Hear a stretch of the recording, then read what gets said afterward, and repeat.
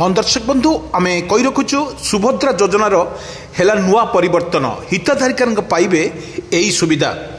सुभद्रा योजनार एक बड़ परिवर्तन कर राज्य सरकार एणिकी शह शह हिताधारी को मिल आउ एक सुविधा पुणी थे योजनार निजक सामिल करें हिताधिकारी। उपमुख्यमंत्री घोषणा सुभद्रा योजना को नहीं उपमुख्यमंत्री एक बड़ घोषणा करछंती। एही योजनारू भूल बसत अपडेट हो जाइथिबा महिला हिताधिकारी माननकु पुणी थे सुवर्ण सुजोग देइछंती उपमुख्यमंत्री। आमे कहि रखुछु सामिल हैला ए व्यवस्था सुभद्रा योजनार पोर्टालर अपलोड एवं ऑफइन पई व्यवस्था जोड़ी सरकार।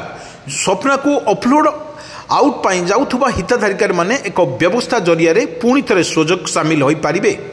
किंतु व्यस्त हुंतु नहीं सुभद्रा टंका पाइबा को वंचित हेउथुबा योग्य हिताधिकारी को सुभद्रा पोर्टाल रे जाई निजर अभियोग दायर करि पारिबे। यह व्यतीत एही योजना पई ब्लॉक रे तैयारी होइथिबा कमिटी निकट रे मध्य आपण निकट रे अभियोग लेखि पारिबे।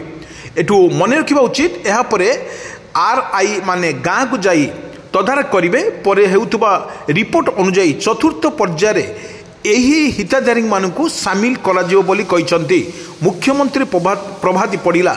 एही एक रिजेक्ट लिस्ट जांच करिबा परे आधार वेरिफिकेशन करा जाई से हिताधिकारी मानकु अनुरोध करिसंती। एठू बड़ कथा हेउची एही दिन चतुर्थ पर्याय सुभद्रा टंका नै बड़ घोषणा कले उपमुख्यमंत्री। जनवरी 15 तारिख रे सुभद्रा चतुर्थ पर्याय टंका प्रथम रे मिली पारिबो। किस्तिर चतुर्थ पर्याय टंका दिया बोली उपमुख्यमंत्री कहिसंती।